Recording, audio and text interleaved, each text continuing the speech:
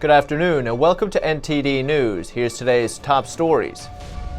President Trump questions whether the U.S. should continue funding the World Health Organization. He says they made the wrong calls over the virus. The U.S. takes action to protect its telecommunications security.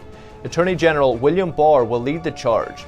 He says it's a national security and a public safety issue. An Iranian health official calls China's virus tolls a bitter joke. Others say the country's true figures are likely higher than the regime's reports. And Reporters Without Borders denounces the Chinese regime's propaganda, both inside and outside China.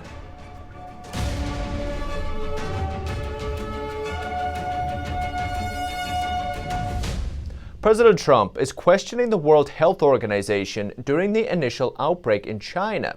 He says the organization was not supportive of U.S. measures which helped reduce the spread of the virus in its early stages. President Trump announced Tuesday an investigation into the World Health Organization for its part in delaying the international community's response to the pandemic. He said the WHO received vast sums of money from the U.S., but that not all of their advice has been reliable. And they actually criticized and disagreed with my travel ban at the time I did it. And they were wrong. They've been wrong about a lot of things. President Trump said the WHO seemed to be very China-centric, and this needs looking into. China-centric. He is considering putting a hold on funding while the investigation takes place. They missed the call. They could have called it months earlier. They would have known. And they should have known. And they probably did know. So we'll be looking into that very carefully. The WHO has praised China for its transparency on the CCP virus, even though there is reason to believe that more people died of the disease than the country's official tally. President Trump also said there is a history of the WHO being very biased towards China and that it's not right. U.S. contributions to the United Nations organization last year exceeded $400 million. The director of the Centers for Disease Control and Prevention said Monday he expects the virus death toll across the U.S. to be much lower than projected. And a Republican congressman introduced a resolution Tuesday calling for the WHO to be suspended until its director general resigns. The legislation is co-sponsored by Republicans in the House of Representatives. It accuses the WHO of repeating the lies of the Chinese communist regime. And in breaking news this morning, Senator Bernie Sanders is suspending his campaign for the 2020 Democratic presidential nomination. The Vermont senator suffered a series of major primary defeats recently, but until now he's refused to back out of the race. Sanders' lingering presence has agitated Biden allies. They say his persistence would make it hard for Biden to focus on competing with President Trump. Wisconsin's primary went ahead on Tuesday, but most others are postponed. The state's results aren't expected for another week, but Biden is the projected winner. And the Attorney General is preparing to lead a new committee, one dedicated to reviewing threats to the U.S. telecommunications network. He says in the digital age, protecting the network is a national security and a public safety issue. Attorney General William Barr is set to head a new committee. It's designed to review national security concerns arising from foreign-owned companies, specifically those who want to participate in the U.S. telecoms network. President Trump formalized the committee via executive order on April 4th. Its main purpose is to review licenses and applications from foreign-based companies to determine national security and law enforcement risks. After review, the committee will advise the Federal Communications Commission on the best way to respond to the risks. The options include denying an application, providing a conditional grant, or modifying or revoking a license. Also joining the team, Secretary of Defense Mark Esper and Acting Homeland Security Director Chad Wolf. The order comes after the FCC denied China Mobile's application to provide telecom services in the U.S. The Delaware-based company is a subsidiary of the state-owned China Mobile Limited. The FCC says ultimately it's controlled by the Chinese regime. And in other news, the acting Secretary of the Navy, Thomas Modly, has resigned. This after comments he made to the crew of the USS Theodore Roosevelt about the recently dismissed captain. Modly called him too stupid and naive to run a ship. The ship's captain was dismissed after he told the Navy it wasn't doing enough to protect sailors from a CCP virus outbreak on board. That letter was then leaked to the public. Defense Secretary Mark Esper said Modly resigned on his own accord. Esper nominated Army Undersecretary James McPherson as Modly's replacement. And the State Department is telling overseas Americans to find a way home sooner rather than later, or else they face getting stuck abroad. There are fewer commercial flights now, and chartered flights won't always be available. The State Department is telling all Americans living abroad to find a way home as soon as possible. That's if they don't want to get stuck overseas during the pandemic. Get off the fence. It's very simple. Get off the fence. These are individual decisions. People need to decide, am I going to remain where I am for an indefinite period of time, or do I want to go back to the United States? 46,000 Americans have already been repatriated from over 70 countries, but service won't be available forever. If someone decides to wait it out for a week or two before deciding, they might find that decision has been made. But the department isn't just helping Americans. It's also committing $225 million to bolster foreign health systems and support laboratories. That's on top of the roughly $274 million in funding we've already deployed to 64 countries across the globe. No country can match this level of generosity. Among a range of global initiatives, public service announcements about fighting the virus have also been translated and distributed in 50 languages. We're always looking for opportunities to partner with the private sector, one of the most powerful force multipliers of our nation. One example is a partnership in Nigeria to reach more than 1 million citizens per day with messages on how to stay safe during the pandemic. And a DC transit agency banned religious ads on the sides of city buses. Now the Supreme Court says it won't consider a case brought against the agency. The decision to stay out of the case leaves the policy in place. In 2017, the Archdiocese of Washington sought to advertise its Find the Perfect gift campaign on public buses, operated by the Washington Metropolitan Area Transit Authority, or WMATA. But the transit agency refused to run the ad because of policy prohibiting religious advertisements. At the time, lower courts ruled in favor of WMATA. Justice Brett Kavanaugh was recused from the case because it came before him when he served as a judge on the D.C. Circuit Court of Appeals. Justice Neil Gorsuch and Justice Clarence Thomas say that Kavanaugh's absence made it a poor candidate for our review. And British Prime Minister Boris Johnson has spent a second night in intensive care. He remains clinically stable and has received oxygen support. The UK's foreign minister is now directing the country's battle with the CCP virus. British Prime Minister Boris Johnson has spent a second night in intensive care and is in a stable condition after receiving oxygen support to help him fight COVID-19. 55-year-old Johnson tested positive nearly 2 weeks ago and was taken to London's St Thomas's Hospital on Sunday evening due to a persistent high temperature and cough. His condition deteriorated on Monday and he was rushed into an intensive care unit, but he was not put on a ventilator. Foreign Minister Dominic Raab is in charge in his absence. And I'm confident he'll pull through, because if there's one thing I know about this Prime Minister, he's a fighter. And he'll be back at the helm, leading us through this crisis in short order. Meanwhile, the UK is entering what scientists say is the deadliest phase of the outbreak and is grappling with the question of when to lift a lockdown now in its third week. Government ministers have been debating how long the world's fifth largest economy could afford to be shut down for, and the long-term implications of one of the most stringent set of emergency controls in peacetime history.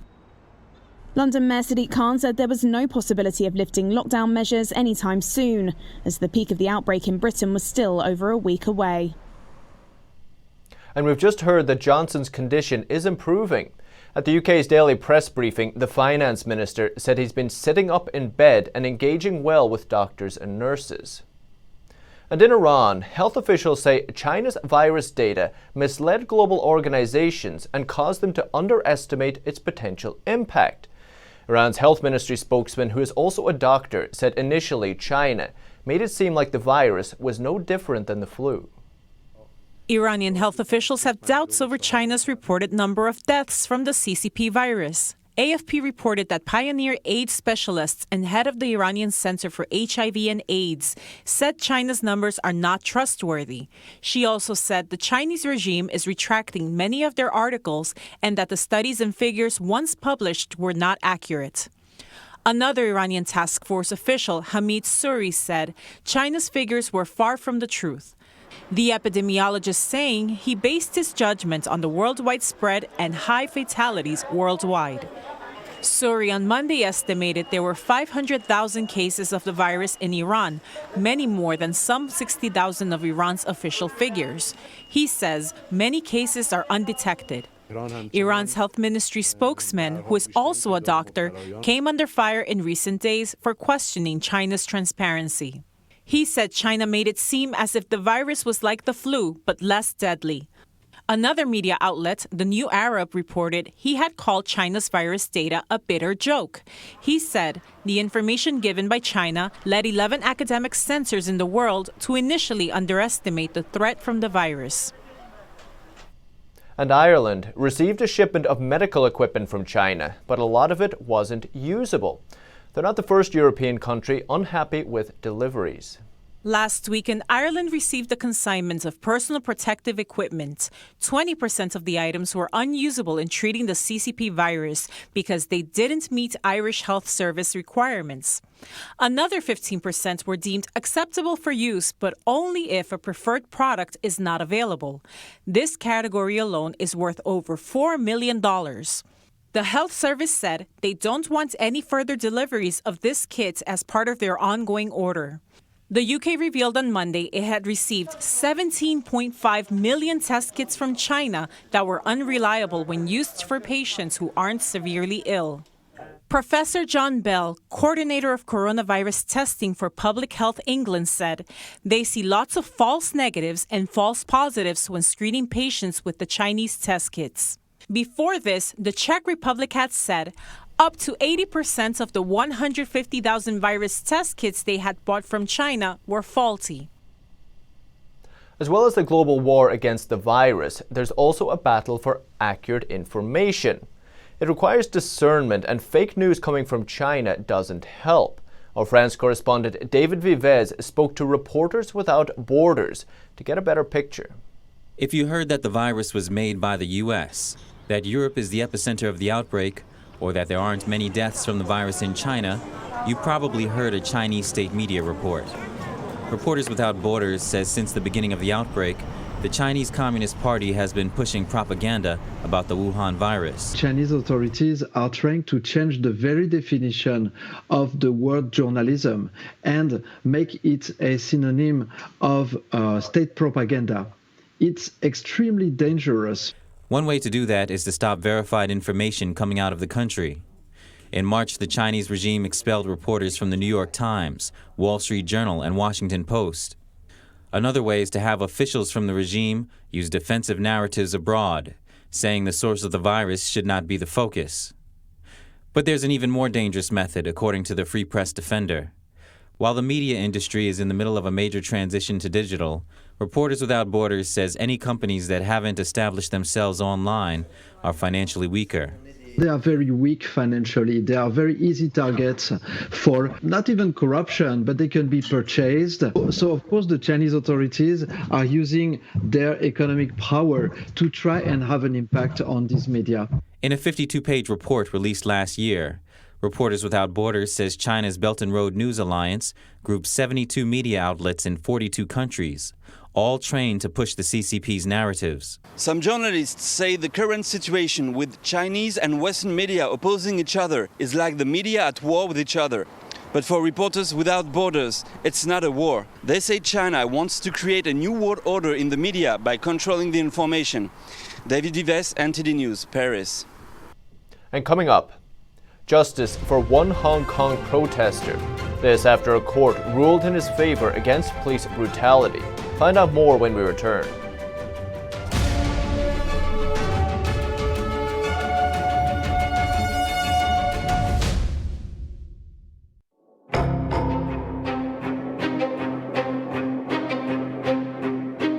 They were working on developing a coronavirus for the human host. Leads you to question, why would you be creating a coronavirus that can infect humans?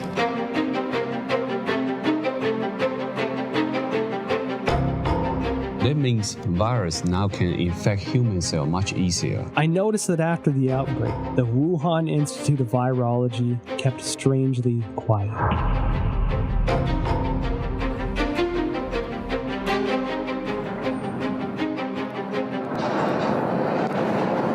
Who is the real boss of the P4 laboratory?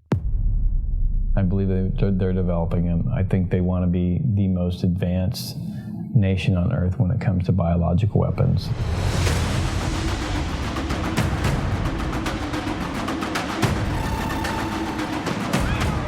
We want the truth.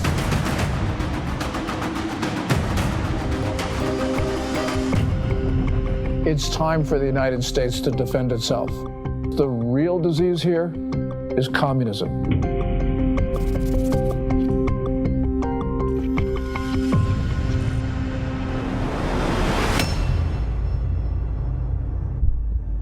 What was the Chinese Communist Party trying to hide? Welcome back. Internal documents obtained by NTD show the Chinese regime was asking hospitals for records of fever patients in January, at least 1 week before announcing human-to-human transmission of the new virus.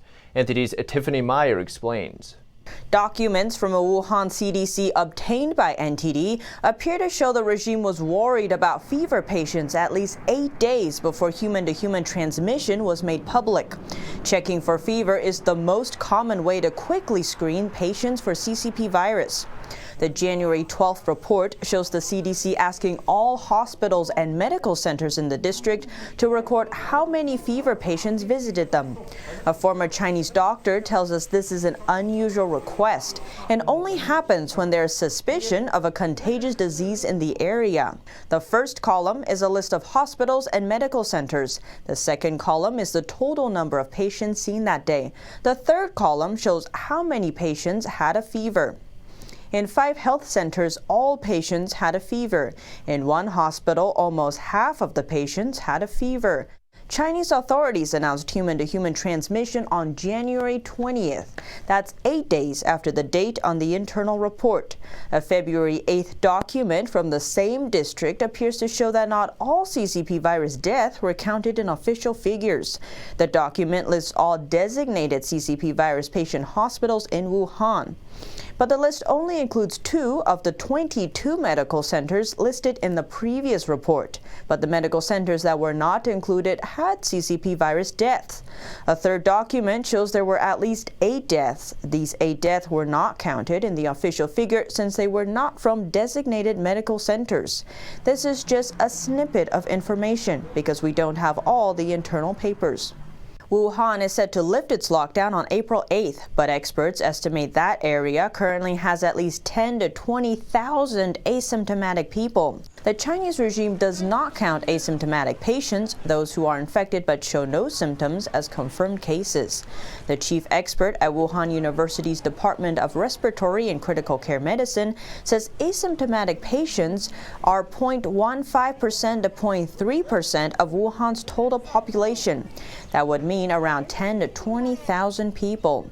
The number of asymptomatic patients in other countries look to be much higher, leading many to question if Chinese authorities again are covering up the real figure. In Italy, 60 people went to donate blood in a small town in northern Italy. Out of these 60, 40 tested positive for the virus. None of these people had symptoms and all thought they were fine and had been going about their lives as normal before then. They are all now in self-isolation. At a press briefing on Monday, President Trump questioned a reporter about her media's background. The reporter denied working for China, but the outlet does actually have close links to Beijing. NTD's Catherine Wen has the story. On Monday, President Trump questioned the reporter's background at a White House CCP virus or coronavirus press briefing. Who are you working for, China? You work for China or are you with a newspaper? Who are you with? Hong Kong Phoenix TV. Who owns that, China? Is it owned by China? Hong Kong. No, is it owned by the state? No, it's not. It's a private-owned company. Okay. The president's question was prompted by the reporter repeatedly asking him about working with China to fight the virus. The reporter replied that she works for Hong Kong Phoenix TV. She called it a privately owned company, but the outlet is known to have close ties with Beijing. Phoenix TV is an overseas media controlled by the Chinese Communist Party. During a 2017 congressional testimony, China expert Sarah Cook called the station an example of a Chinese propaganda outlet not directly owned by Beijing. At that time, the Chinese state-run media, CCTV, had a 10% stake in Phoenix TV.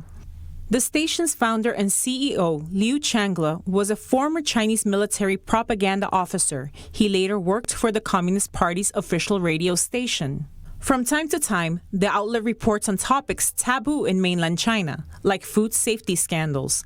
It does this to present itself as an independent voice, but on sensitive issues, they stick to official narratives.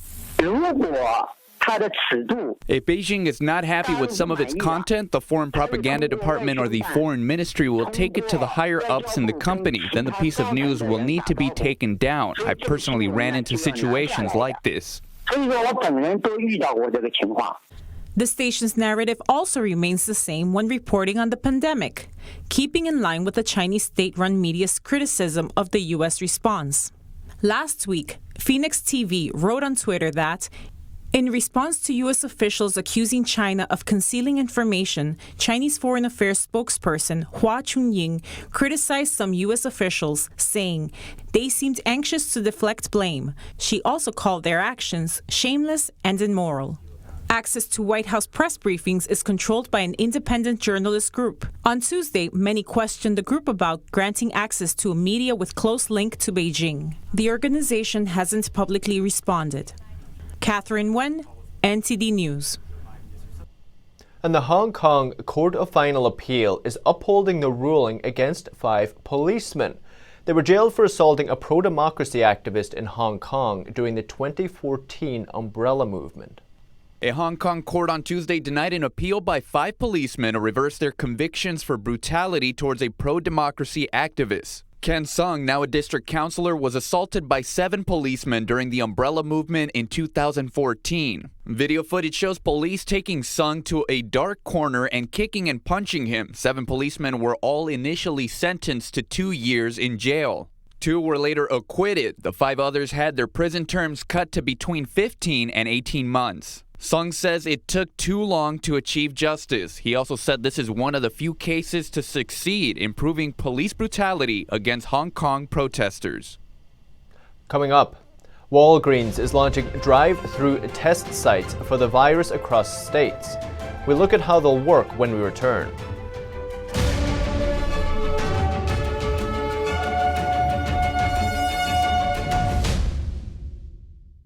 Are you tired of newspapers spinning the truth and pushing false narratives? And are you looking for honest coverage of Spygate, the true story of collusion? Or the truth behind the crisis at our southern border? Or how the Chinese Communist Party is working to subvert America and our way of life?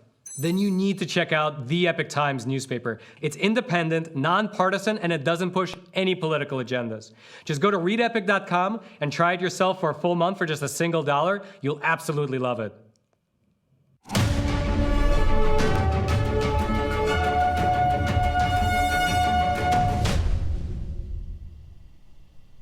Welcome back. Walgreens is launching 15 drive-thru CCP virus testing sites in the U.S. The tests are able to produce results in a matter of minutes. Walgreens Boots Alliance announced Tuesday that it is opening up 15 drive-thru coronavirus testing sites using the rapid tests made by Abbott Labs. Results can be delivered in as little as 5 minutes. U.S. approval for the testing kit was fast-tracked and approved last month in order to significantly ramp up testing. Walgreens said the faster test kits will allow it to do 3,000 tests per day across the sites, which will be located in Arizona, Florida, Illinois, Kentucky, Louisiana, Tennessee, and Texas. The exact locations for each drive-thru is being finalized with the U.S. Department of Health and Human Services. I'm going to go inside your nose. Testing sites like these are seen as a major component in the strategy to stop the new coronavirus from spreading, but the U.S. has lagged behind other countries due to a lack of testing kits. Other major retailers, including Walmart and Target, have pledged to open mobile testing sites as well. And Hilton and American Express are teaming up to offer up to 1 million hotel room lights to frontline medical workers during the pandemic. The offer will give them a place to sleep, recharge, or isolate to protect their families. And so money won't come out of their pockets. Hilton is now working with 10 U.S. medical associations to provide rooms to doctors, nurses, EMTs, paramedics, and other medical professionals. The stays will be available from Monday, April 13th through May 31st. Hilton team members who are trained on health and safety measures will staff the hotels. Hilton CEO says they're honored to extend Hilton hospitality during this difficult time. American Express is helping cover the cost of hotel room donations. The rooms are being provided at or below cost by Hilton's network of franchises and independent owners.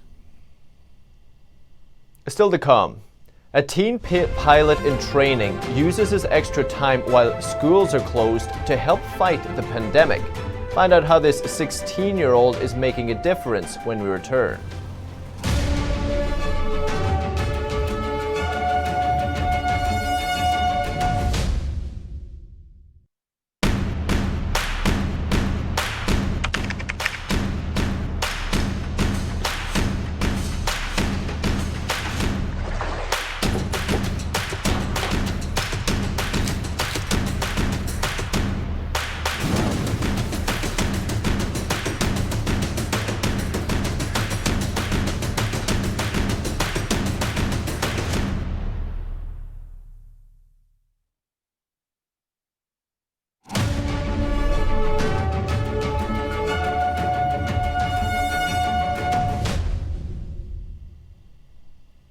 Welcome back. The largest, brightest supermoon of 2020 rose into the sky last night. It delighted observers around the world despite many being under lockdown. This year in Russia, few were able to enjoy the spectacle, as many people are staying at home under lockdown. According to the Royal Observatory in Greenwich, if a full moon occurs within 10% of its closest distance to Earth, it's considered a supermoon. April's full moon will be the closest supermoon of 2020. It's also known as the pink moon, after the pink flowers that in some regions began to bloom in the fields this month. In London, only a handful of curious observers were able to snap photos of the phenomenon, since only essential trips outside are permitted under the rules. The moon could be seen through the twin bell towers of the Notre Dame Cathedral in France, in the middle of Holy Week for Christians. The cathedral was ravaged by fire a year ago. And in Spain, the bright moon could be seen close to the iconic cathedral tower of La Giralda. And a 16-year-old pilot in training is helping deliver supplies to hospitals in need. It's his main extracurricular activity now that schools are closed because of the virus. TJ Kim doesn't yet have his driver's license, but he's been flying across Virginia, delivering medical supplies to rural hospitals in need. Kim is a sophomore at Landon School in Bethesda, Maryland. He turned his weekly flight lessons into relief missions where he's delivering gloves, masks, gowns, and other equipment to small hospitals. We're going down to rural hospitals that are 50 miles away along the I-81 corridor, because those are the hospitals that are really hurting. Like high school students across the country, TJ is out of school because of the CCP virus, and he didn't have any extracurricular activities. He brainstormed with his family about ways to keep active and serve the community. They came up with Operation SOS, Supplies Over Skies. Just turned 16 like a couple weeks ago, and everything was kind of taken from me. Like lacrosse season ended, the school year is effectively over, and all I really had left was flight training. On his most recent flight on Saturday, he carried 4,000 gloves, 2,000 shoe covers, 25 non-surgical masks, 20 pairs of protective eyewear, and 10 concentrated bottles of hand sanitizer to help supply a hospital in a Virginia town. TJ says the hardest part of the operation by far is rounding up scarce supplies. That's the latest updates for now. Thanks for tuning in.